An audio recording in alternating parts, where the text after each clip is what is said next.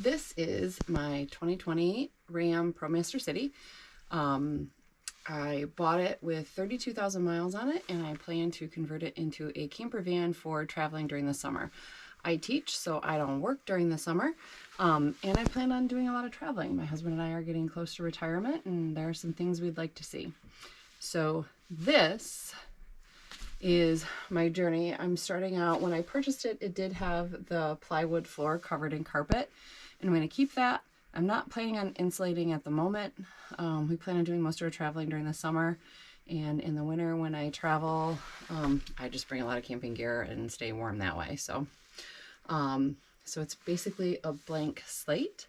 The plan is to have a couch bed set up over on the passenger side of the vehicle that folds out into a bed, and on the driver's side there's going to be a kind of kitchen counter area that will be as tall as the bed couch, so that when it fully opens into a bed, it's the whole width of the vehicle. I do have some height constraints to work within. My husband is over 6 feet tall, so can't really have the ceiling be too high, because then that eats into our headspace and being able to sit up straight, which is kind of important to us. We want to be able to hang out here if the weather's bad when we've traveled somewhere, but most of the time we'll be spending it, seeing the sights and whatnot.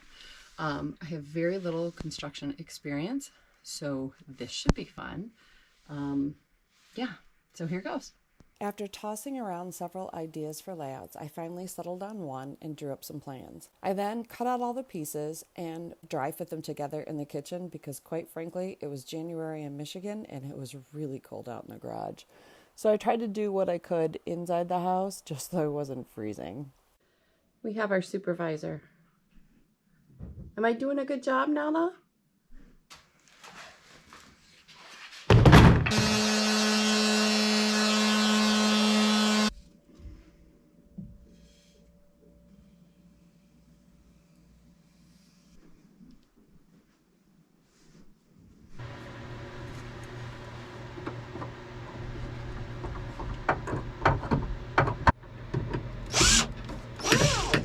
I got the front and back seats done. I dry fit them into the van just to test out some table heights. Ultimately, we ended up switching the layout. Someday I'll probably get a full cargo van, and I figured I might as well get used to the fact that the slider is only on the passenger side and there isn't one available on the driver's side. Plus, this also follows the layout for an RV, where the access door on the passenger side. So now I'll be all set up for the way campsites are set up.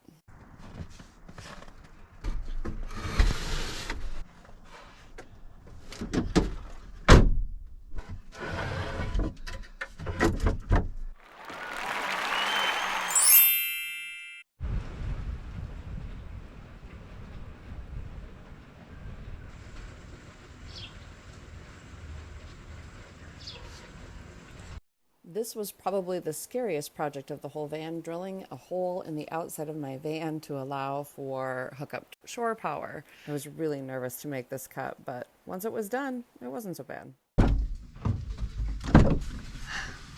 I suck. I keep telling myself I'm going to film everything I do, and what did I do? Made a bunch of shit. I'm working on this back door here. I'm going to finish working on that.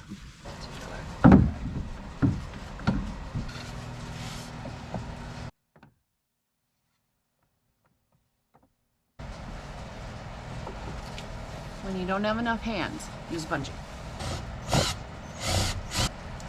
Thank you, hands. Oh, tough mind. Everything's a project.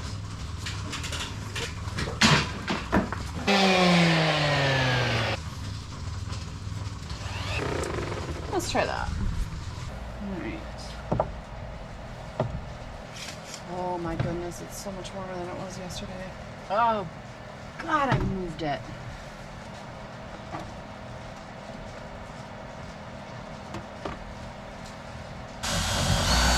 Oh, don't turn on me. Not too shabby.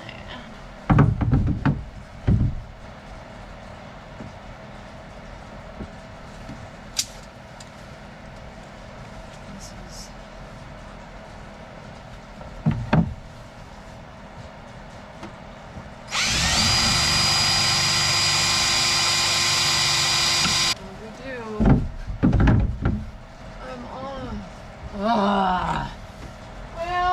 something a little wood filler can't fix, for crying out loud. Could you be any harder to open? Well, I thought if I show you like a chain and stick it through these holes here. I don't know what I did with my button. I think I dropped it. I've got a chain that I'm doing, and then there's a button at the end. And the idea is to make the chain long enough to go through the access holes and go through the paper towel tube, and then have like a loop on the end that hooks around the button to hold it. So that way I can just undo the loop around the button and replace the paper towel as I need. So we'll see how this goes. Let's see, how am I doing here? Ooh, I've got my chain done. And so I'm going to create a loop. So I'm just going to connect the chain back to itself, and I want to make sure that it fits around the button without being too big. So I just have taken the chain, put it alongside the button, go around it. That looks good. If you single crochet around it like that, and I have it hanging on a hook to wipe off the dog's feet when she comes into the van.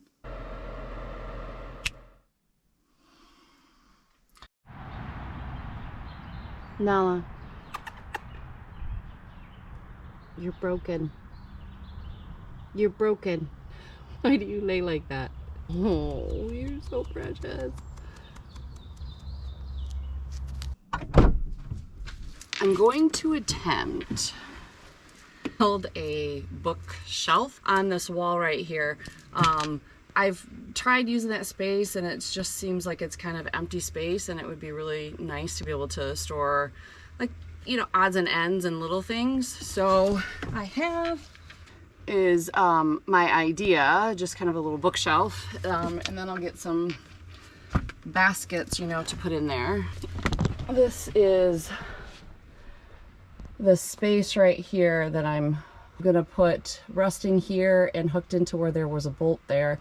I'm gonna use that with an L bracket to put a 1x6 across this way, one down this way as a support, and then have a vertical one run probably just right here, and then maybe one here with a couple shelves, and then little I think I have some leftover 1x3s across the front, and then slip some baskets in there, and then maybe put some shelves this way, a vertical here, and I'll attach it up to this piece of wood I've got here.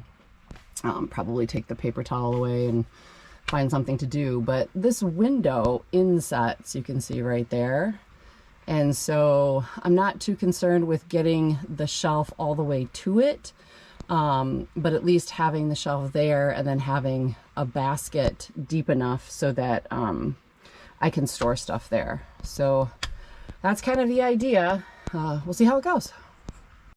I don't want to go all the way. That'll work, I think.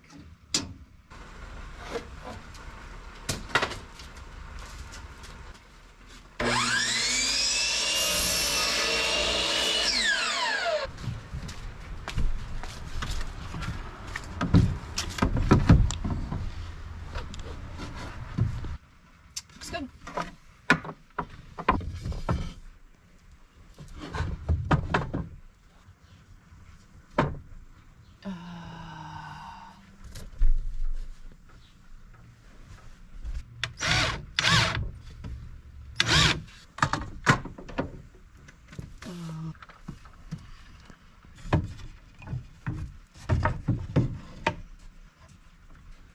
I took a hacksaw and just cut a notch out here. I think I'm just gonna take off that off there, and you know, good enough's good enough. I just kept hacking away at it like that. I'm just gonna take orbital sander to it and just kind of smooth out a little bit. It doesn't have to be perfect, it just has to fit. Okay. Just kind of smooth it out. Not bad. So now I just gotta screw it in.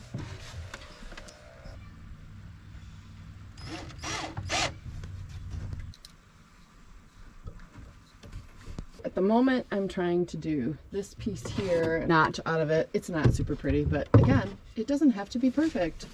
That's our motto. It doesn't have to be perfect. Because I don't want to block off this light, so I want to run vertical support right here and then have a couple shelves here for like little stuff. And then in here, I'm probably going to do one shelf. I think I have enough plywood left over that I'm going to cut it so it goes all the way to here. Don't mind the sound. I got the heat going because it's a little chilly today, but here's what we have so far. Shelves, not so shabby. I'm fairly happy with this. So here's the side. I have this brace here to keep my baskets that I bought from falling off the shelf. I just need to have a brace for here, and I found a dowel that I had. Put the dowel here for these little shelves. Yo and yo, or somewhere in there. I gotta figure out exactly where I want them. I have some leftover like bungee paracord kind of stuff that I had for making an underquilt for my hammock. What I'm gonna do is just put a couple screws here because I felt like putting this here just really kind of closed it off. Check out this work. Look at that. For somebody who doesn't really have any carpentry experience, I am super stoked with how that turned out. Shelves are complete. Got a hook over here. I can hang backpack coats. I don't think that's too shabby.